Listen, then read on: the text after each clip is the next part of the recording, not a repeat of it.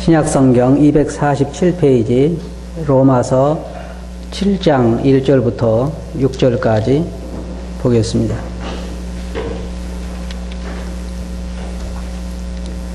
형제들아, 내가 법 아는 자들에게 말하노니 너희는 율법이 사람의 살 동안만 그를 주관하는 줄 알지 못하느냐.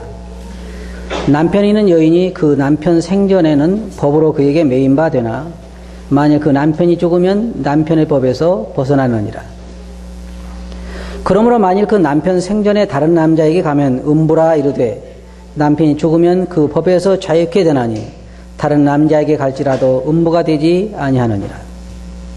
그러므로 내 형제들아, 너희도 그리스도의 몸으로 말미암아 율법에 대하여 죽임을 당하였으니 이는 다른 이 곧 죽은 자 가운데서 살아나신 이에게 가서 우리로 하나님을 위하여 열매를 맺히게 하려 함이라.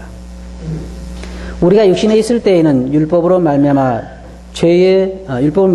죄의 정욕이 우리 지체 중에 역사하여 우리로 사망을 위하여 열매를 맺게 하였더니 이제는 우리가 얽매였던 것에 대하여 죽었으므로 율법에서 벗어났으니 이러므로 우리가 영의 새로운 것으로 섬길 것이요 의문에 묵은 것으로 아니할지니라. 6절까지 읽었습니다. 오늘 저는 이 말씀을 옛 남편과 새 남편이라고 하는 주제를 붙여봤는데요. 쉽게 말하면 결혼을 두 번 한 꼴입니다. 첫 남편과 이제 새로운 남편에 대한 비교입니다. 사도 바울은 율법을 가리켜서 옛날의 남편으로 말하고 있고 쉽게 하나의 그 예를 들어서 한 말입니다. 그리고 이제 우리가 예수 그리스도를 만난 것에 대해서 새로운 남편을 만난 것으로 말하고 있습니다.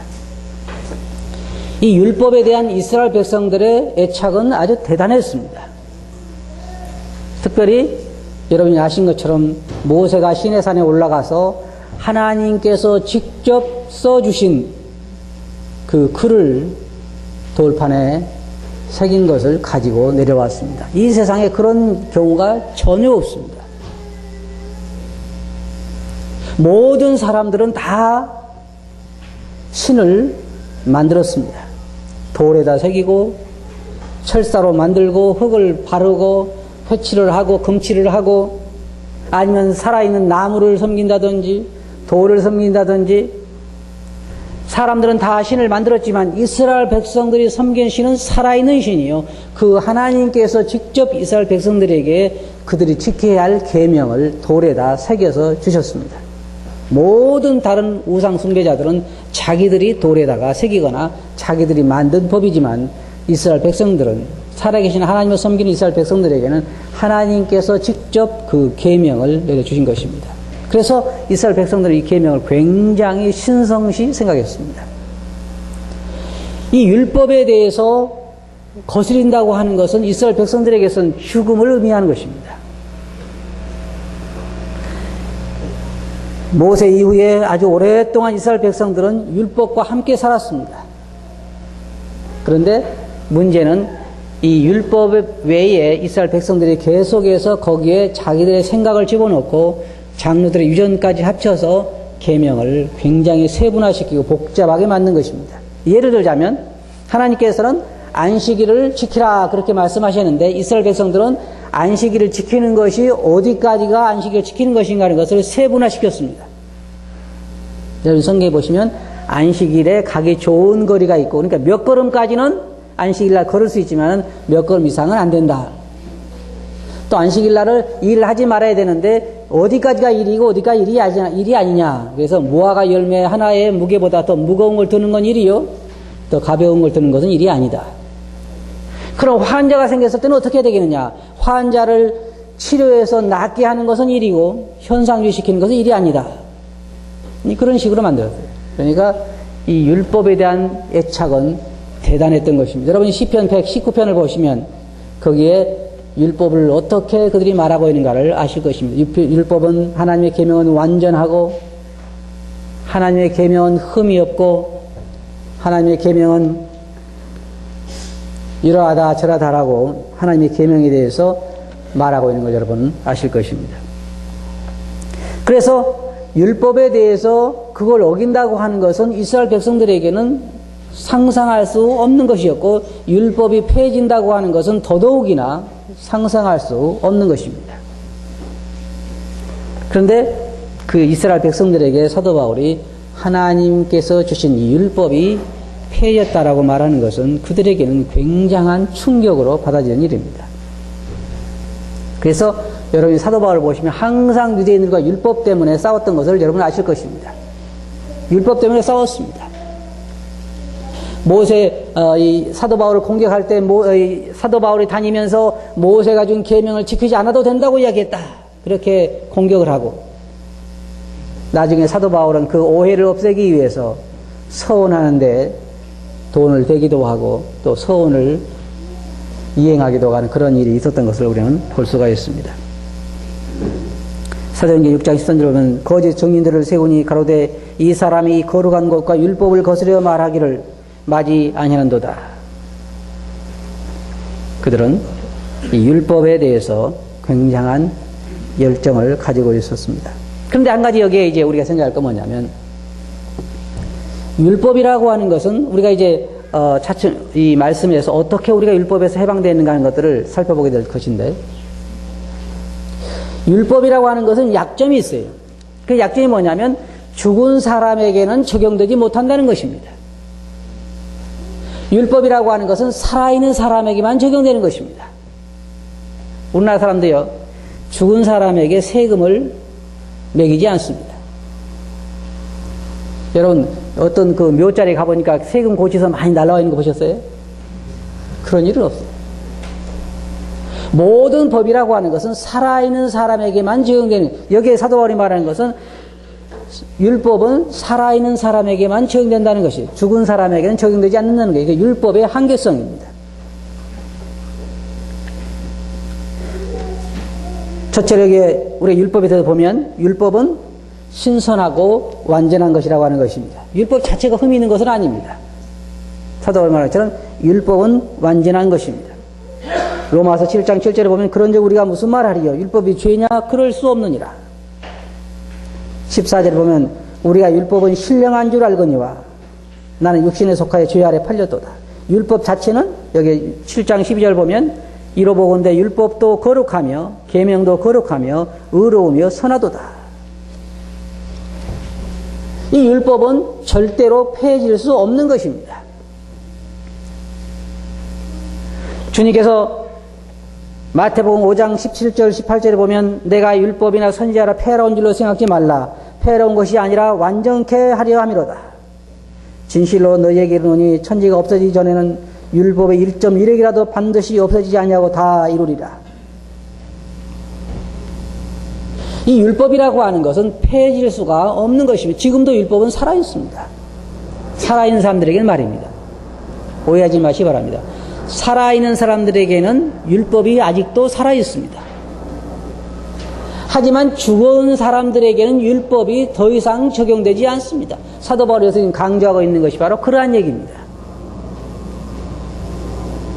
로마서 3장 31절에 보면 그런즉 우리가 믿음으로 말미암아 율법을 폐하느뇨? 그럴 수 없느니라. 도리어 율법을 굳게 세우느니라. 8장 3절부터 4절 보면 율법이 육신으로 말미암아 연약하여 할 수 없는 그것을 하나님은 하시나니 곧 죄를 인하여 자기 아들을 죄 있는 육신의 모양으로 보내어 육신의 죄를 정하사 육신을 쫓지 않고 그 영을 쫓아 행하는 우리에게 율법의 요구를 이루어지게 하려 하십니다. 다시 말해서 우리가 율법에서 해방된 것은 율법 자체를 없애버린 것이 아니라 율법이 원하는 대로 해준 거라 이 말입니다. 그래서 율법을 완성시킨 것입니다. 주님께서 마태복음 5장 17절에서 말씀하신 것은 천지가 없어지기 전에는 율법 1.1핵도 없어지지 않아 다 이루리라고 하신 말씀이 바로 그 말씀입니다. 이건 조금 역설적인 얘기인데요.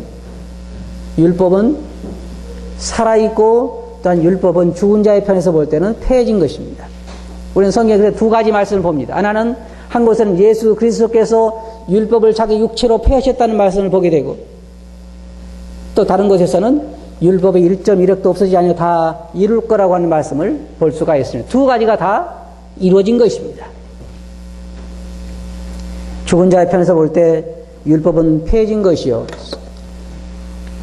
율법이 원하는 대로 한 것에 대해서 볼 때 율법은 완성된 것입니다. 다시 말하면 왜 사람이 죽느냐면 율법이 그것을 요구하기 때문입니다. 죄가 세상에 들어오고 그 죄로 말미암아 사망이 와서 사망이 모든 사람 위에 군림하는 것처럼 율법이 바로 죄의 권능이요. 성경에 말하신 율법이 없으면 본함도 없다 그랬습니다. 그래서 사람들이 율법에서 해방받을 수 있는 길은 두 가지밖에 없어요. 하나는 율법을 완전하게 지키든지 태어나면서부터 누가 그렇게 지켰어요? 딱 한 분 계시죠. 율법을 완벽하게 지키신 분은 딱 한 분 계시는데 그분이 바로 예수 그리스도이십니다. 그 외에는 세상에 단 한 사람도 의인은 없나니 하나도 없다 그랬습니다. 예수님만이 율법을 친히 지키셔서 완성하신 분이에요. 그리고 또 한 가지 율법에서 벗어날 수 있는 길은 뭐냐면 율법이 원하는 대로 그 율법에서 죽어서 벗어나는 것입니다. 죄의 삭은 사망이기 때문에 율법에 벗어나려 죽으면 되는 거예요. 우리가 예를 들어 여기 지금 율법의 한계성이 그거라 했잖아요. 살아있는 사람들에게만 적용되는 거예요. 결혼한 사람들 보면요. 지금 우리 이 태준 형제는 결혼해서 너무너무 좋겠지만 어떤 사람 보면요. 눈에 콩깍지가 벗겨지면은 이제 그런다 그러잖아요. 내 눈이 삐었지. 나중에 지긋지긋하면은 아이고 제 왼수를 두고 내가 빨리 죽어야지. 왜냐하면 결혼의 관계라고 하는 것은 죽기 전에는 벗어날 수가 없기 때문에 내가 죽으면 저 원수가 죽든지 내가 죽든지 그러잖아요. 흔히 부부 사이가 안 좋은 사람을 보면 그렇게 욕을 해요. 저 왼수라 그러죠. 왼수. 저 왼수가 죽든지 내가 죽든지. 왜냐하면 죽음을 통하지 않고는 부부관계라고 하는 것은 벗어날 수가, 요즘은 뭐 이혼을 많이 하는데 사실상 성경에서는요, 합당한 이유 없이 이혼을 허락하지 않습니다. 사도 바울 여기서 지금 그 말하고 하는 것은 결혼관계를 통해서 말을 하는 것인데, 바로 한 사람이 죽어야 이 결혼의 관계는 끝날 수가 있다는 것입니다. 다시 말하면 율법에 대해서 우리가 죽어야 율법에서 벗어날 수가 있다는 것이.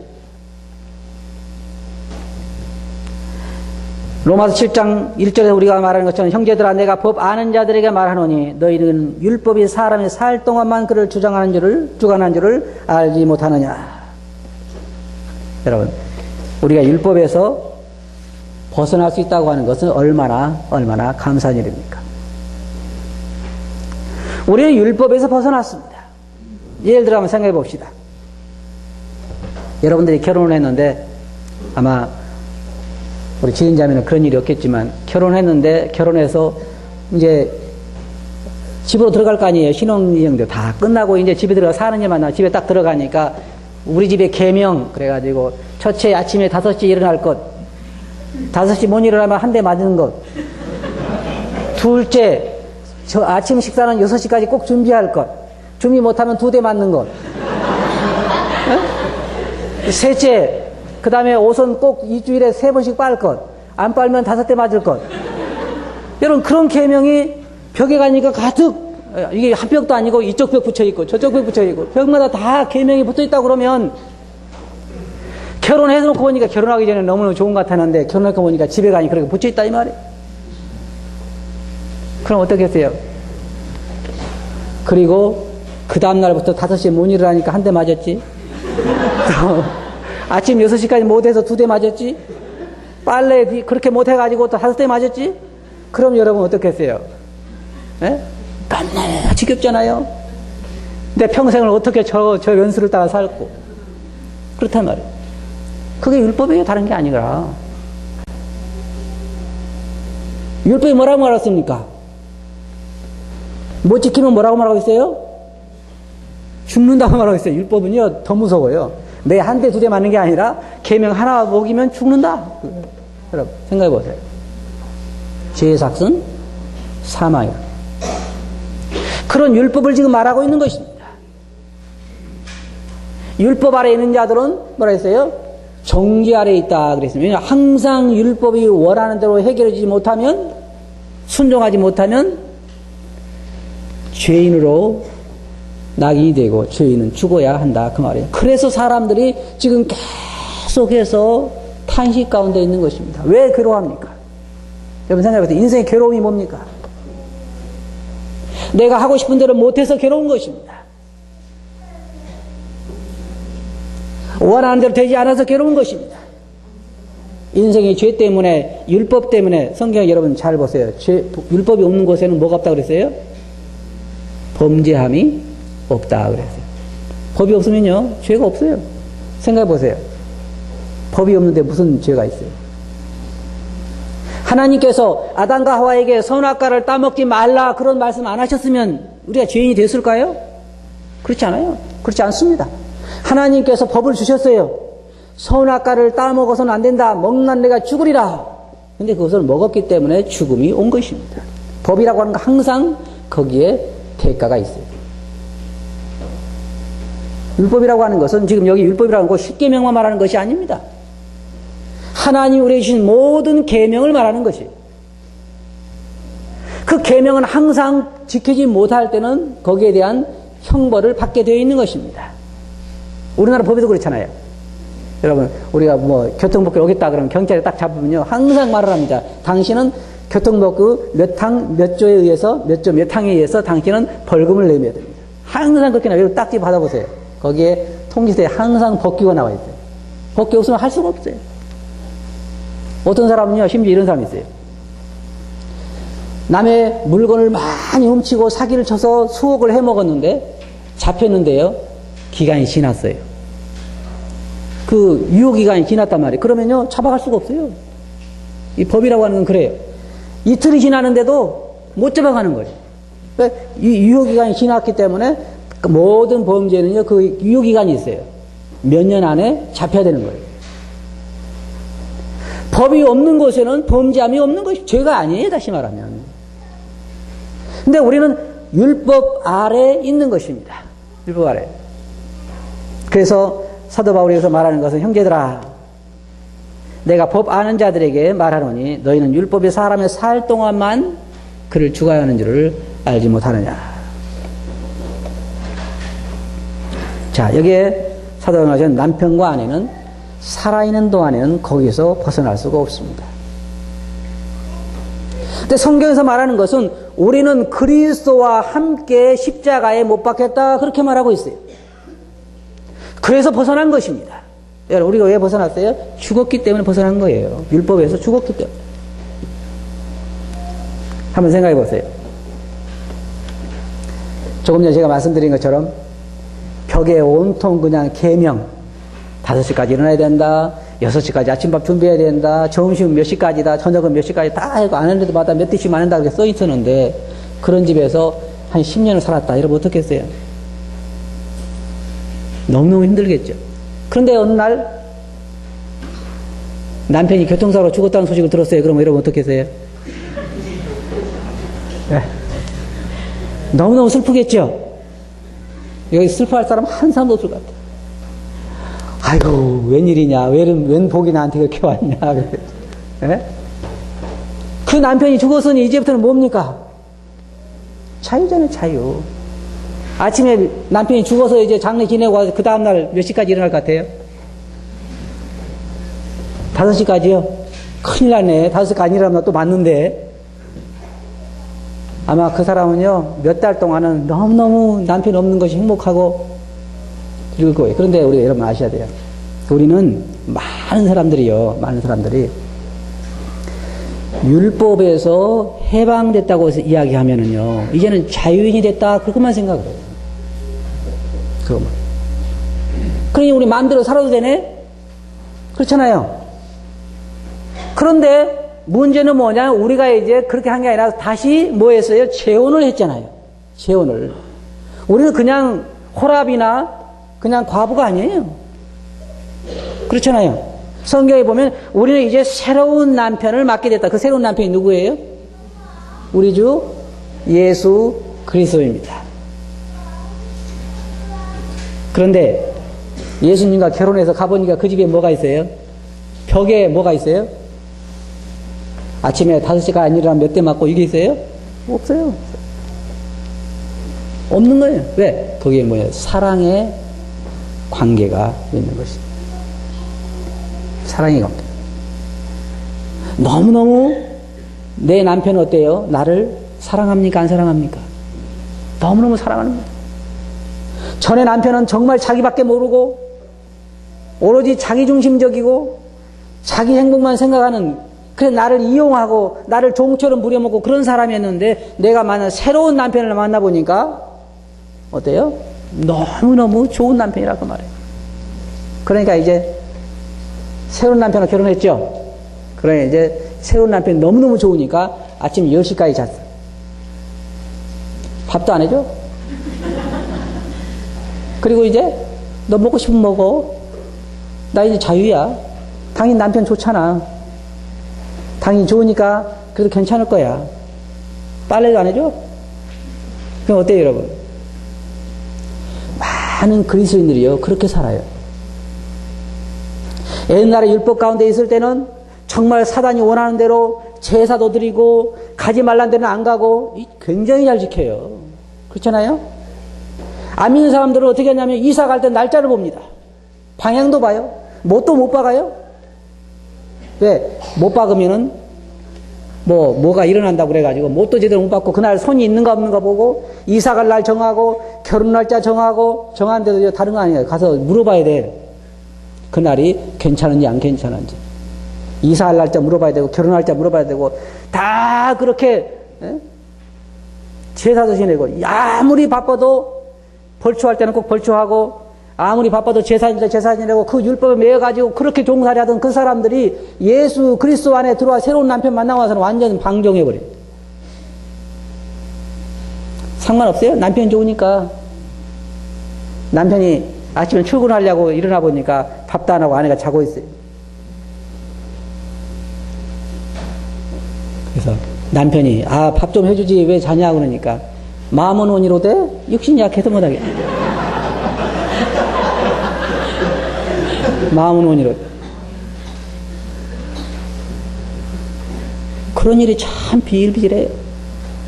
이건요, 여러분도 그러고 나도 그래요. 제가 저를 지금 빼는 거 아니에요. 저도 보면은 주님이 워낙 옛날에 그 고생할 때는 정신을 바짝 차리고 있는데 좋다 보니까 우리 군대 가면은 그런다 하잖아요. 군대에 가서 나를 때리는 상사 말을 잘 들어요? 좋은 사람 말을 잘 들어요? 예? 맨날 패야 돼 그러니까. 그죠? 우리 주님이 너무너무 좋으니까 나를 위해 목숨을 버리셨고 나를 사랑하시고 나를 위해 하늘나라를 준비하시고 나의 너무너무 좋고 늘 잘하시니까 우리가 어떻게 생각하냐면 별거 아니네? 새로운 남편에 대해서 별거 아니라 생각합니다. 그러나 여러분, 우리 남편이 얼마나 좋은 분인지 아세요? 그렇게 해서는 안 될 분이라 그 말이에요.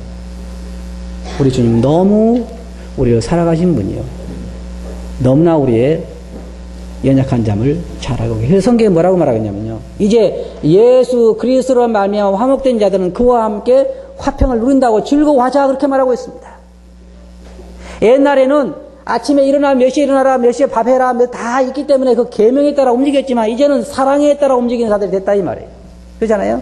왜 일어나서 밥을 해요? 남편을 사랑하니까. 왜 빨래를 해요? 안 하면 맞으니까. 그게 아니라 남편을 사랑하니까. 내 남편이 좋은 옷 입고 가기를 원하고 내 남편이 건강하기를 원하고 내가 사랑하는 남편이 잘 되기를 원하고 이게 아내들의 마음이잖아요. 진정으로 좋은 남편을 만나면 그러잖아요. 내가 저런 남편 만나는 게 얼마나 참 다행인가, 얼마나 내게 큰 복인가. 이게 그리스도인들이 해야 할 얘기라 이 말입니다. 사도 바울은 여기서 말하기를 우리가 3절에 보면 그러므로 만일 그 남편 생전에 다른 남자에 가면 음부라 이르되 남편이 죽으면 그 법에서 자유케 되나니 다른 남자에 갈지라도 음부가 되지 아니하니라. 4절에 그러므로 내 형제들아 너희도 그리스도의 몸으로 말미암아 율법에 대하여 죽임을 당하였으니 이는 다른 이곳 죽은 자 가운데서 살아나신 이에게 가서 우리로 하나님을 위하여 열매를 맺히게 하려 함이라. 여러분이 꼭 기억하시기 바랍니다. 우리는 율법에 대해서 죽임을 당했습니다. 다른 말로 말하면 율법은 이제 죽었습니다. 왜냐하면 우리가 그리스도와 함께 이번에 심례 받으신 분이 계시는데 내가 물속에 들어갈 때 그것은 뭐냐면 그리스도와 함께 죽어서 묻힙니다라고 하는 것을 상징적으로 보여주는 것이죠. 물에서 올라올 때 이제 우리는 뭐냐면 그리스도와 함께 다시 살아납니다라고 하는 것을 말하는 것입니다. 다른 말로 말하면 우리 이제 그리스도와 함께 한 몸이 되었습니다. 결혼한 사람들 대해서 뭐라고 해야 합니까? 이제 부모를 떠나 둘이 한 몸이 될지니라. 그리스도와 결혼한 사람들은요, 그리스도와 한 몸입니다. 한 몸이에요. 그래서 성경에 보면 사도 바울이 우리가 그리스도 몸을 가지고 창기의 지체를 만들겠느냐라고 말하고 있잖아요. 우리 이제 그리스도와 결혼한 사람들입니다. 성경에 보면 사도 바울이 우리들에게 말하기를 이제 우리가 그리스도로 말미암아 율법에 대해서 죽임을 당하고 이제는 새로운 남편을 만나게 됐다, 그렇게 말하고 있습니다. 여러분 고린도후서 11장 2절 한번 보시기 바랍니다. 고린도후서 11장 2절.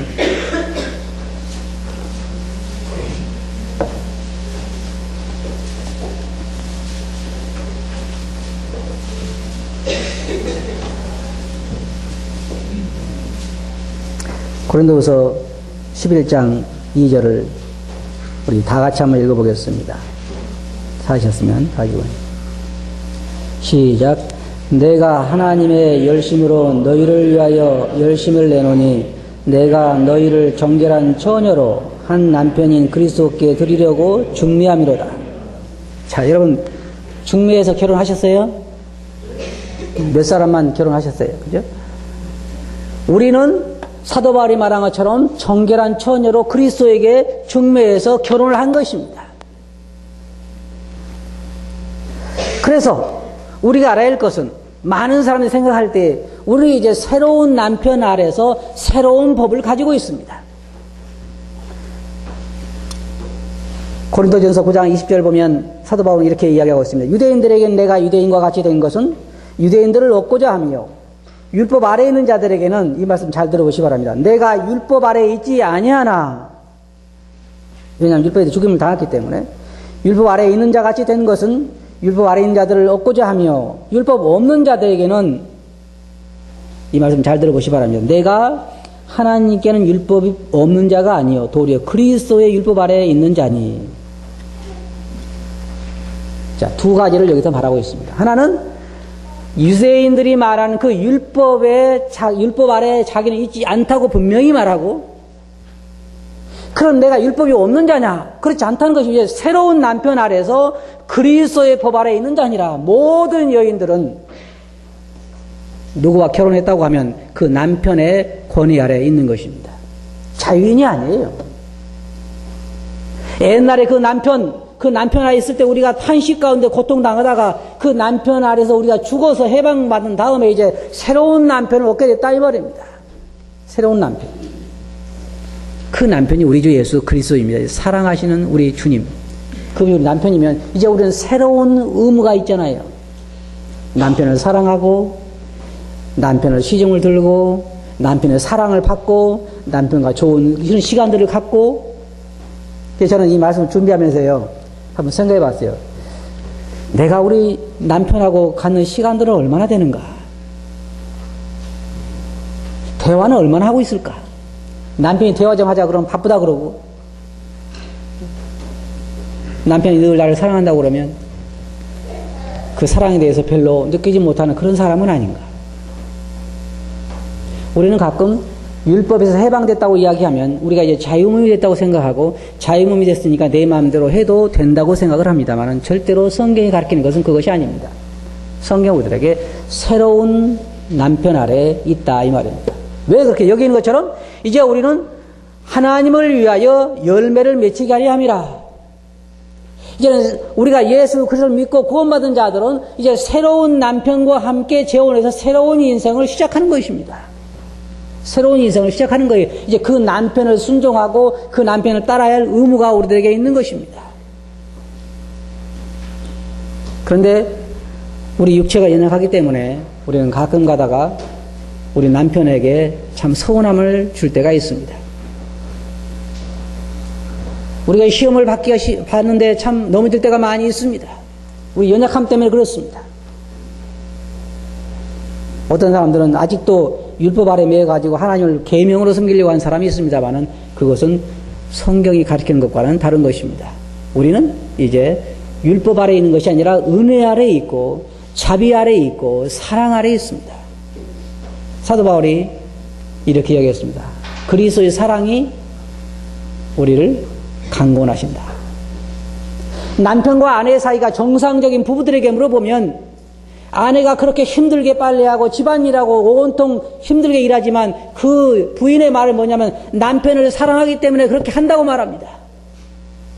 여러분이 어떤 집에 찾아가서 여인들에게 물어보세요. 당신 여기 한 달 내에 일하고 돈 얼마 받느냐고 물어보세요. 돈 받고 일해요? 돈 안 받잖아요. 그럼 왜 그렇게 고생하냐고 물어보세요. 남편과 아이들을 사랑하기 때문에 그렇게 희생한다고 얘기할 것입니다. 사랑입니다. 그리스도 안에는 사랑의 법이 존재하는 것입니다. 그리스도의 사랑이 나를 강권하고 내가 주님의 사랑을 생각할 때 남편이 나를 사랑하는 사람을 생각할 때마다 내 마음에 사랑이 요동치는 것입니다. 그게 그리스도와 우리의 관계예요. 내가 남편이 이렇게 안 하면 남편이 또 한 대 때리겠지? 그게 아니라 사랑의 관계라 이 말입니다. 사랑의 관계. 우리는 남편을 사랑해서 우리가 여러 가지로 힘써서 일하지만 때때로 넘어질 때도 있습니다. 우리의 육체의 연약한 가운데 있기 때문에 그럴 때가 있어요. 그러나 우리 주님은 그 모든 걸 다 이해하시는 분입니다. 전에는 내 아내가 주님 보실 때 내 아내가 율법 가운데 살았기 때문에 첫째, 둘째, 셋째, 넷째 계속해서 계명 가운데 살았기 때문에 굉장히 주눅이 들려 있고 항상 자신감이 없고 항상 육체 연약한 가운데 쌓여서 벗어나지 못하는 그런 사람이 주님과 결혼한 것을 주님은 잘 알고 계십니다. 그래서 때때로 우리가 그 연약한 가운데 있는 것을 아셔요. 그러나 주님 우리 뭐라고 말씀하십니까? 너는 이제 율법 아래 있는 것이 아니라 은혜 가운데 있다. 가슴을 펴라. 힘을 내라. 용기를 내라. 그렇게 말씀하시잖아요. 우리에게 우리 은혜 가운데 있다고 사랑 가운데 있다고 말씀하십니다. 주님께서 그래서 우리들의 주신 계명이 딱 하나밖에 없잖아요. 서로 사랑하라. 내가 너희를 사랑한 것 같이 너희 서로 사랑하라. 이제 주님과 우리의 관계는 사랑의 관계입니다. 우리는 자유 가운데 있지 않습니다. 새로운 남편의 권위 아래 있습니다. 여러분 얼마나 감사합니까? 전에 남편에게서 해방된 것이 전에 율법에서 우리가 해방된 것이 얼마나 감사한 일입니까? 이제 우리가 자유인이 돼가지고 내 마음대로 방종해 살아가는 것이 아니라 새로운 남편, 나를 사랑하고 진정으로 나를 위하는 남편과 결혼했다는 것이, 재혼했다는 것이 얼마나 감사한 일입니까? 이 사랑에 빠진 사람들 보면요, 밥을 안 먹어도 배가 부른가 봐요. 근데 우리는 주님과의 사랑에 빠진 것 같질 않아요. 여러분, 주님의 사랑에 푹 빠졌습니까? 네? 주님과의 사랑에 푹 빠졌어요? 근데 사람들 보면요, 이게 결혼 생활 잘 하다가도요, 딴 남자에게 완전히 그 마음 뺏긴 애들 보면요, 남편도 눈에 안 들어오고 애들도 눈에 안 들어온다 그래요. 그렇죠? 경험자들이 아니니까 잘 모르시겠지만, 딴 연애한 사람을 보면은 아무것도 안 보이고 가정도 팽개치고 집 나간 애들도 많잖아요. 왜냐하면은 그 새로 만난 남자에게 완전히 마음이 뺏겼기 때문에 남편과 가정이 안 보이는 것입니다. 그런데 우리는 어떻습니까? 새로 만난 남편과 푹 빠졌어요? 별로죠? 별로 아니에요? 여러분, 주님과 우리 사이에 받은 사랑은 알 사람이 없다 그러잖아요. 여러분, 새로운 남편에게 한번 빠져보세요. 예수 그리스도를 맛보아 알지니라 그랬잖아요. 그분이 얼마나 나를 사랑하고 위하는 분인가를 우리가 알면 알수록, 그분에게 가까이 가면 갈수록 우리는 그분에게 빠지게 되고 그분에게 매료될수록이요, 다른 것이 우리에게 큰 어려움이 되지 않습니다. 많은 사람들은 살림살이가 힘들다고 말하고 청소하기가 힘들다고 말하고 집안 살림하기가 힘들다고 말하지만 진정으로 남편의 사랑에 푹 빠진 사람들은요, 그 살림살이가 힘들 줄 모르고 자녀 키우는 것이 힘들 줄 모르고 살아갑니다. 진짜 주님의 사랑에 푹 빠진 사람들 보면요, 다 다른 것에 대해서 신경 쓰지 않아요. 사도 바울이 뭐라 했습니까? 사도 바울은요, 자기는 어떻게 하든지 주님과 함께 하는 것에 있어서 대가를 계산하지 않겠다고 이야기했습니다. 내 모든 것, 빌립보서에 보면은 내가 주님을 기쁘시게 하는 일이라고 하면 아무것도 부끄러워하지 않겠다. 내 남편을 위해서 하는 일이라고 하면, 내가 사랑하는 남편을 위해서 하는 일이라고 하면, 그것이 청소하던 일이든 아니면 밥하는 일이든 아니면 직장 다니는 일이든 그것이 구걸하는 일이라 할지라도 내 남편을 위하는 일이라면 나는 부끄러워하지 않겠다. 이게 진정한 남편을 사랑하는 아내들의 고백이라고 하는 말입니다. 여러분, 우리 이제 새로운 남편 예수 그리스도에 대해서 여러분은 어떤 마음을 가지고 계십니까? 그렇게 정말 사랑에 빠져서 눈이 아무것도 안 보입니까? 주님은 우리에게 그렇게 묻잖아요. 베드로에게 그렇게 물으셨죠. 또 우리에게 그렇게 물으시죠. 네가 나를 사랑하느냐? 우리 뭐라고 이야기해요?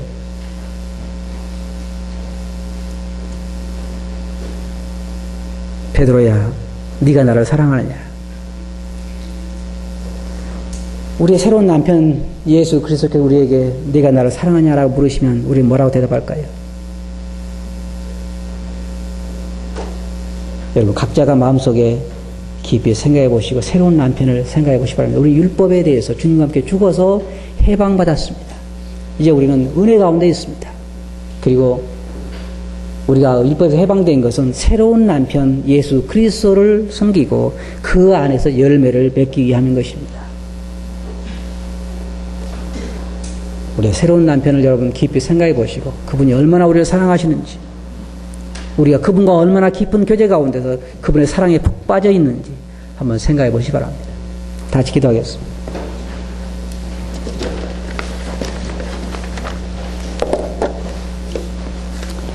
거룩하신 아버지 하나님, 저희들이 주님으로 말미암아 율법에서 해방되어서 전 남편에게서 이제 갈라서서 새로운 남편인 우리를 사랑하셔서 우리를 위해 자신의 몸까지 주신 새로운 남편을 만나게 해주신 것을 감사합니다. 지금 저희들이 이제 새로운 결혼 생활에 늘